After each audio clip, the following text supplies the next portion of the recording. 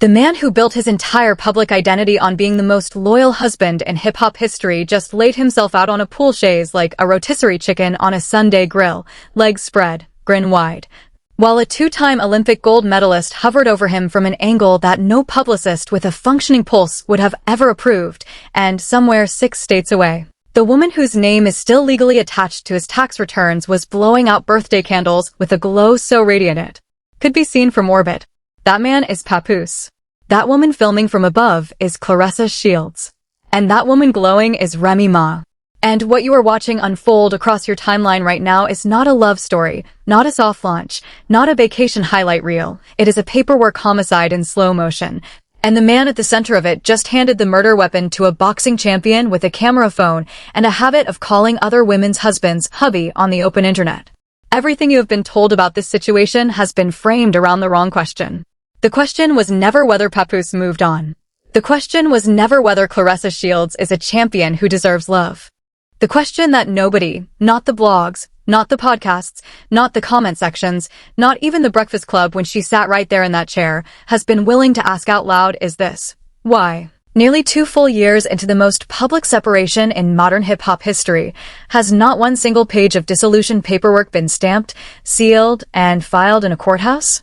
And when we get to the breakdown of what that unsigned paperwork actually means, not just emotionally, not just culturally, but legally, financially, and contractually, and I promise you we are getting there, you are going to understand why every single move Papoose has made since that pool deck was never a man moving forward, but a man building his own cage one bracket at a time. Drop your thoughts in the comments, hit like, and subscribe. Let's get into it. Let me set the stage the way the stage is actually set, because if you are just arriving to this story, you need to understand that this did not begin with a pool clip, and it did not begin with an Instagram caption.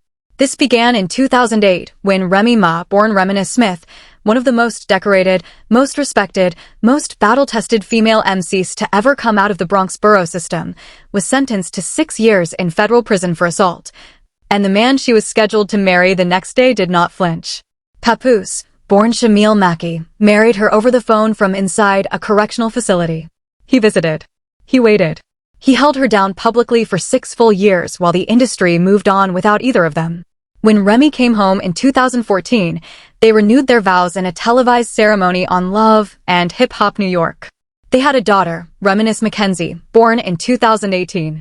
They became the gold standard of Black love and hip-hop, the couple that survived incarceration, survived industry exile, survived reality television, and came out the other side, still holding hands on red carpets. That was the brand. That was the identity. That was the storyline the entire culture bought into for nearly 2 decades. And then the cracks came. By 2023, whispers began circulating that Remy Ma had stepped outside the marriage, allegedly with battle rapper Easy the Block Captain. A viral clip suggested a physical altercation between Papoose and Easy backstage at an event. Neither party confirmed anything at first, but the silence was loud enough to crack the foundation. Then in December 2024, Remy Ma went on the offensive. She posted what she claimed were leaked text messages between Papoose and Claressa Shields, the 2-time Olympic gold medalist, the undisputed boxing champion. The woman who has done more for women's boxing in 5 years than most fighters accomplish in 20. Screenshots flooded social media. Papoose pushed back by accusing Remy of her own long-term infidelity. And suddenly, the couple that the culture had held up as unbreakable was trading receipts in public like 2 teenagers in a group chat. Here is where the stakes multiply. Because this is not just a breakup story. Musically, Remy Ma is one of the few female MCs who can legitimately claim both street credibility and mainstream chart presence. She was part of the terror squad. She was on Lean Back.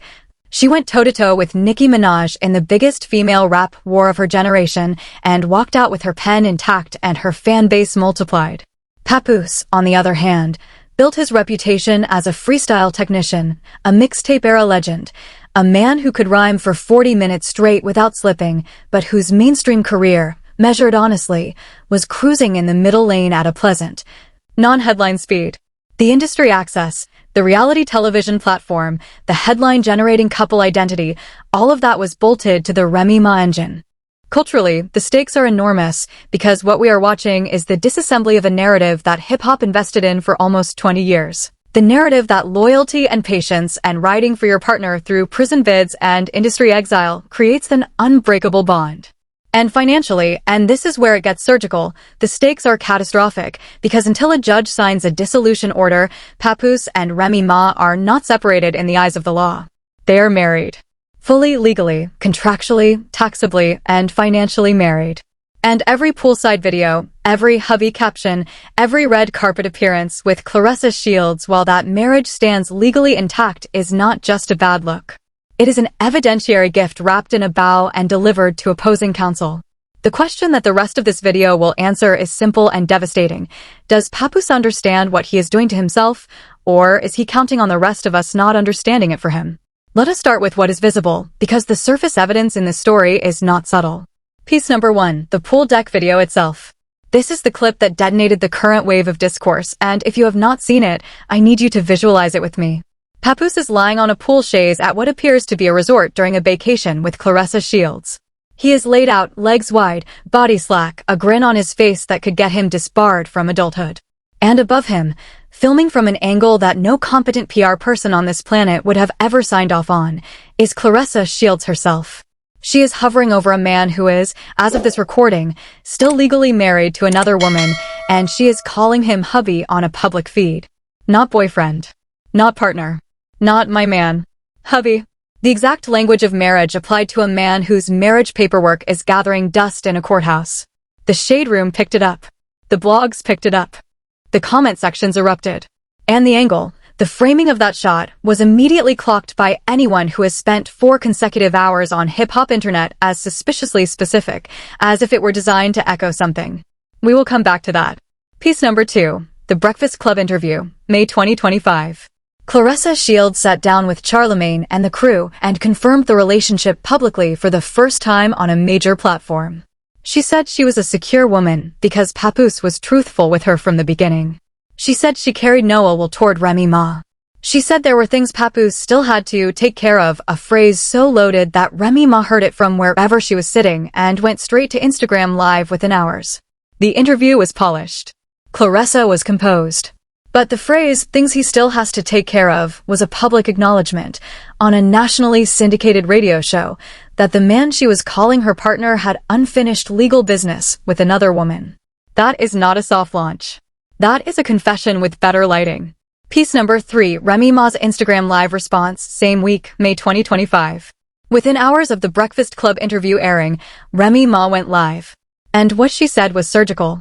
She said, and I am paraphrasing from the reported live stream, that Papoose had her lawyer's information, that everything was signed and ready to go, that if he could not afford to retain a lawyer she would pay for it herself, and that if someone that loves you over there wanted to chip in, that would make her happy. She was referencing Claressa Shields without naming her. She was offering to fund her own husband's divorce.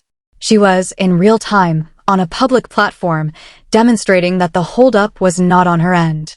And then she said the line that should have made Papoose's entire legal team drop their coffee. Every time your current come-up mentions me, I'ma drag you. That is not a threat. That is a litigation strategy delivered in a Bronx accent. Piece number 4, Papoose's response with documents. Later that same day, Papoose posted what he claimed were legal documents proving he had already filed for divorce. He accused Remy of pump faking, of trying to reconcile, of calling him the day before trying to get back together.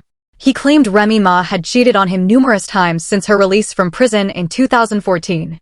He claimed he wrote 90% of Remy Ma's songs from her debut album onward. But here is what is critical to understand about those documents. Filing is not finalizing. A petition for dissolution is a beginning, not an end. It is the first page of a process that requires signatures, court dates, asset division, custody arrangements, and a judge's stamp. And as of right now, as of this very moment, there has been no confirmation from any court, any clerk, any legal representative, or any credible outlet that the dissolution has been finalized. The ink is not dry. The stamp is not pressed. The marriage, on paper, stands. And Papoose posting a filing receipt to Instagram to win a public argument with his estranged wife is the legal equivalent of showing your homework is half finished and demanding extra credit. And oh, do I have more for you? Because if you think the pool clip and the Instagram live back and forth were the ceiling of the story, I need you to brace yourself. What is coming next is the cultural layer, the part where we look at what other people in this space have been saying, what Remy Ma put on wax, and why the verse she dropped over a year ago is aging like a case file that just had its Exhibit A delivered to it by a boxing champion with a camera phone. Claressa Shields fans are not going to enjoy what is coming. Papoose's diehards are definitely not going to enjoy it. But the truth does not check fandom status at the door. Let us get into it. The cultural evidence in this story is where it transitions from gossip into something deeper, because the reactions from inside the hip-hop community tell a story that the surface clips cannot. Cultural evidence piece number 1, Remy Ma's diss track, WYFL, which stands for WYFL King Lying. Remy Ma dropped this track, and it was immediately recognized across the culture as a direct attack on both Papoose and Claressa Shields.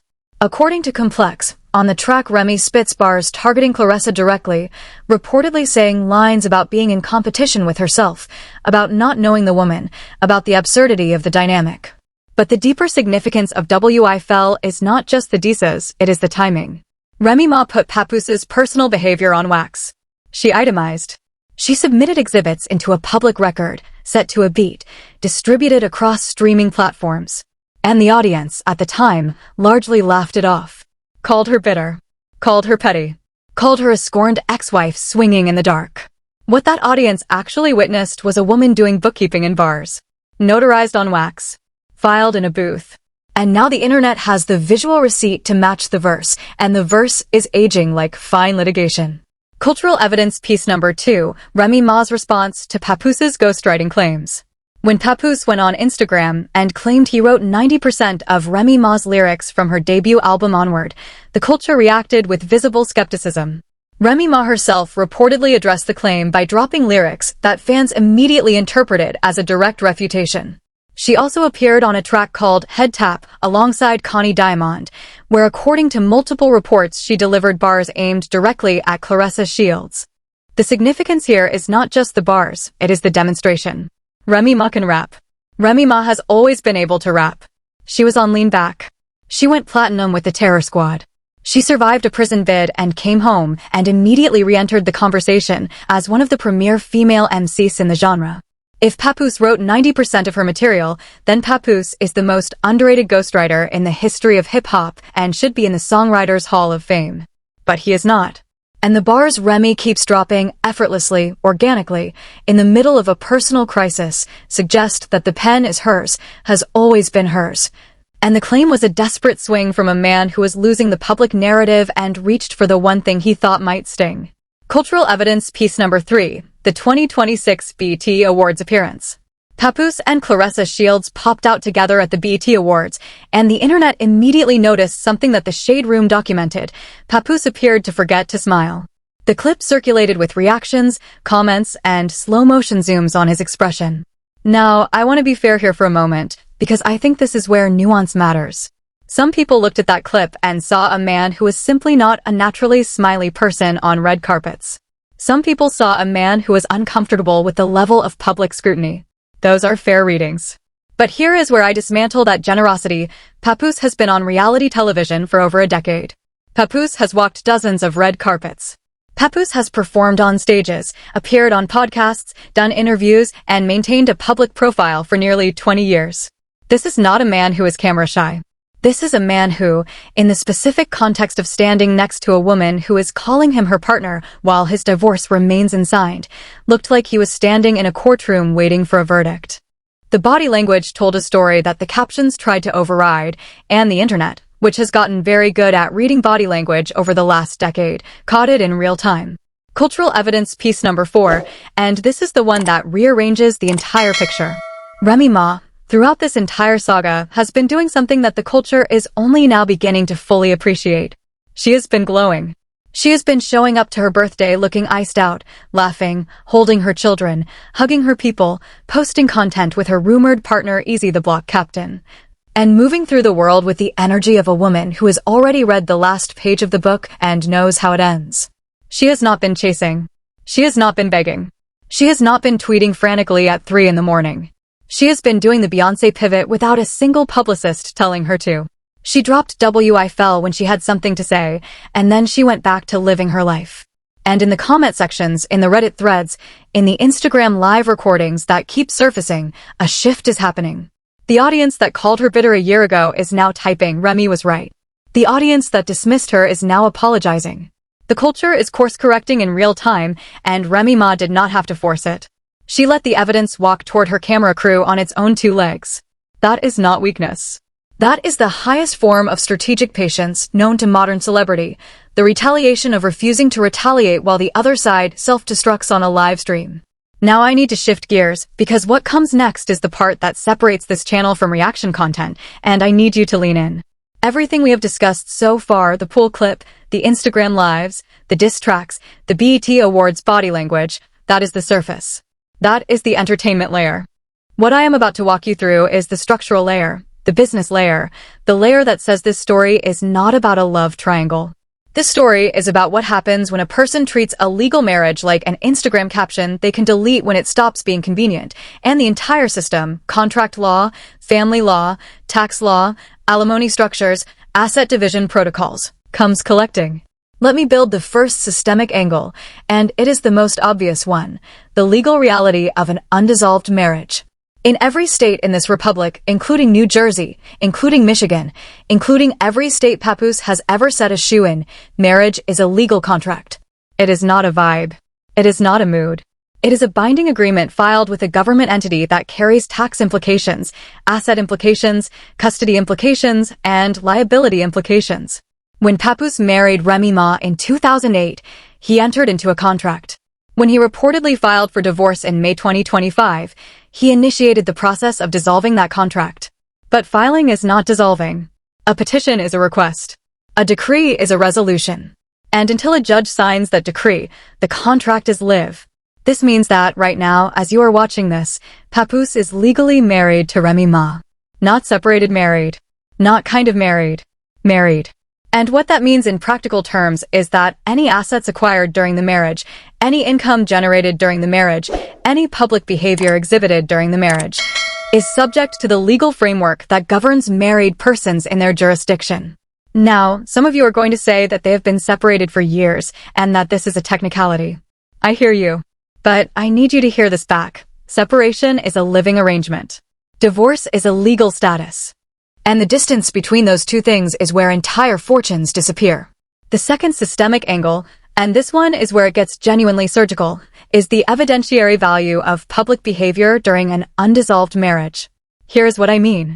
In divorce proceedings, particularly in states that consider fault or that weigh conduct during separation, the public behavior of both parties is admissible evidence.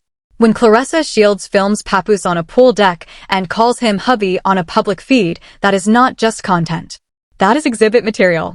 When Papoose appears on red carpets with Claressa Shields, when he walks her out to boxing matches, when they appear on the Tamron Hall show discussing marriage and babies, all of that is documented, timestamped. Publicly accessible evidence of conduct during a marriage that has not been legally dissolved. And any family law attorney worth their retainer is screenshotting, archiving, and cataloging every single piece of it. Alimony hearings feed on exactly this kind of footage. Asset division hearings feed on exactly this kind of footage. A judge with a coffee shortage and a full docket can look at Papoose's public output over the last 18 months and draw conclusions about financial positioning, about lifestyle, about priorities, about the sincerity of his divorce filing, and about whether he has been operating in good faith or running out the clock. The internet is effectively, and without realizing it, building a case file on Papoose's behalf and not in his favor. The third systemic angle, and this is the one that I think almost nobody is talking about, is the financial dependency dynamic and what it reveals about the power structure. Papoose, on his own individual talent, is a middle-lane artist. That is not an insult.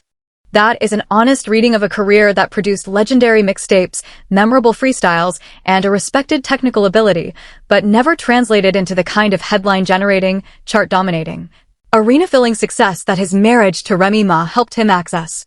With Remy Ma, Papoose had a reality television platform. With Remy Ma, Papoose had industry access. With Remy Ma, Papoose had headlines that money cannot buy. The loyal husband, the ride-or-die partner, the man who waited 6 years.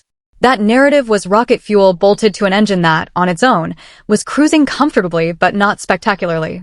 Now Papoose is attempting to bolt a second engine onto Claressa Shields, whose star wattage, Olympic medals, undisputed titles, global name recognition outshines his by a factor of 5 at minimum.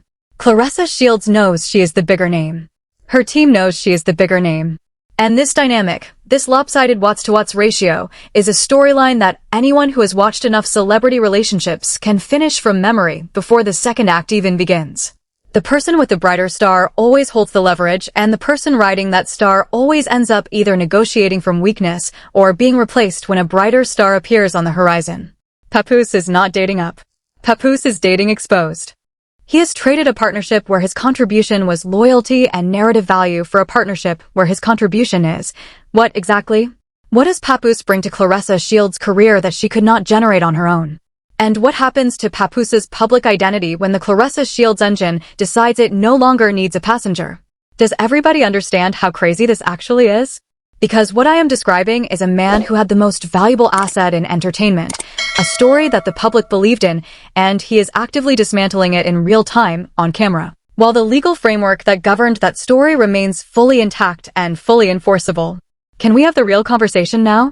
Because the real conversation is not about who Papoose is dating. The real conversation is about what Papoose owes and to whom, and why the answer to that question is about to get very, very expensive. Here is the truth bomb, and I am going to walk you into it slowly because it deserves the wait. The single most damaging reality in this entire saga is not the pool clip. It is not the hubby caption. It is not the BET Awards body language. It is not even the ghostwriting claim. The most damaging reality is this: Papoose's silence. Papoose is a freestyle rapper. Papoose is a man who built an entire career on being the last voice in the cipher, the last verse on the mixtape, the last word in every rap podcast argument. Papoose does not go quiet. Papoose has never gone quiet. Papoose is a professional communicator who has spent 2 decades making his living with his voice. And yet, in the face of the pool clip, in the face of the legal questions, in the face of Remy Ma's diss track, in the face of the internet building a case file on his public behavior, in the face of his own wife offering to pay for his divorce lawyer on Instagram Live, Papoose has not addressed the core question. Not once. Not in a freestyle. Not in an interview. Not in a post. Not in a statement. Not in a podcast appearance. The one question that matters, why is your divorce not finalized, has been met with document posts that prove filing, but not finalization, with accusations about Remy's infidelity that distract from the timeline, with ghostwriting claims that collapse under the weight of Remy's own pen game, but never with a direct, clear, unambiguous answer to the question the entire internet is asking. And in the absence of that answer, the silence itself has become the answer. Because a man who has nothing to hide does not go communications dark when the question is simple. A man who has filed and finalized does not dodge, he produces the decree. A man who is operating in good faith does not need to redirect to his wife's alleged affairs. He produces the stamp. He produces the docket number. He produces the date. Papoose has produced none of those things, and the absence of those things is louder than any freestyle he has ever recorded. What I think is happening here, and I want to be clear that this is my analysis, my read of the pattern, is that Papoose is running out the clock.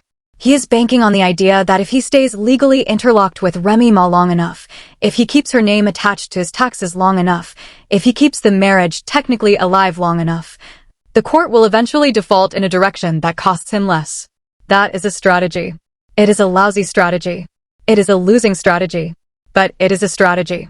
And the pool clip, the hubby captions, the BET Awards appearances, the Tamron Hall baby plans, all of it is being produced while that strategy is running, which means all of it is being produced inside a legal framework that can and will be used against him.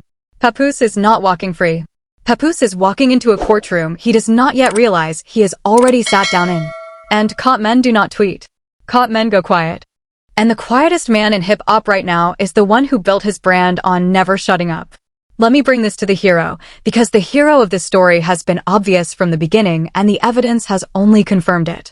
Remy Ma is winning this without lifting a fingernail. And I do not say that with cruelty toward anyone. I say it with an accountant's honesty about how these arcs resolve. Remy Ma stood next to Papoose through the incarceration years. Remy Ma stood next to Papoose through the barren industry years. Remy Ma stood next to Papoose through the messy reality television years. Remy Ma handed Papoose a public family, a public identity, a public brand. She raised children across bars, across camera crews, across reality television seasons that would have broken a lesser woman. She walked into federal prison and walked out of it with her pen intact, her fans multiplied, and her dignity fully attached.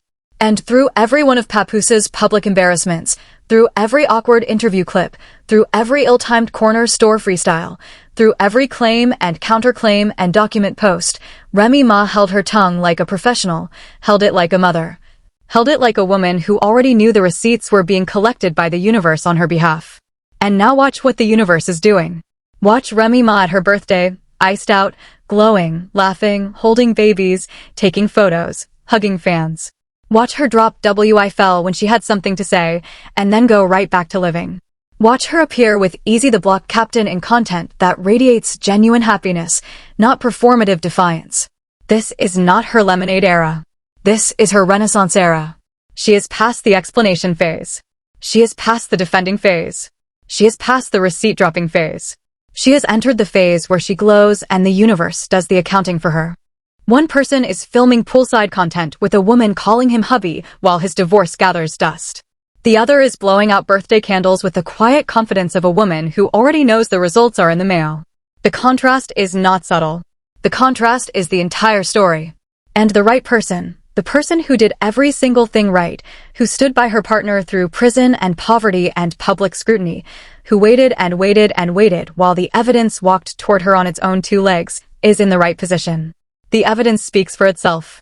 The culture is course-correcting. The apologies are being typed. And Remy Ma does not need to lift a finger because Papoose is scripting his own ending, and the ending is not the one he thinks it is. This is only the start, because stories built on unsigned paperwork do not resolve quietly. They resolve in courtrooms, in settlements, in headlines that break on a Friday afternoon when nobody is expecting them. Two concrete developments to watch. First, the divorce decree, or the continued absence of one. If Papoose does not finalize this dissolution before the end of the year, the legal landscape shifts further in Remy Ma's direction with every passing month, and every public appearance with Claressa Shields becomes another exhibit in a growing case file. Second, Claressa Shields' legacy question. She has built a career on being the greatest of all time in her sport, and the longer she allows her name to be attached to an undissolved marriage situation, the more that legacy gets entangled in a narrative she cannot control with a jab or a post-fight interview. More reveals are coming. More chapters are being written in real time on public feeds. And the only way to not miss a single one of them is to be subscribed right now, because when the next shoe drops, and it will drop, you already know where the couch is. And if you think this story is wild, wait until you see what I've been sitting on about the label contract situation that explains why a certain rapper has been making moves that make absolutely no sense until you see the paperwork, and I promise you, that video is going to reframe everything you thought you understood about who is really pulling the strings in this genre. Stay steady, stay filed, stay above the noise, and stay honest with the paperwork. I will see you in the next one.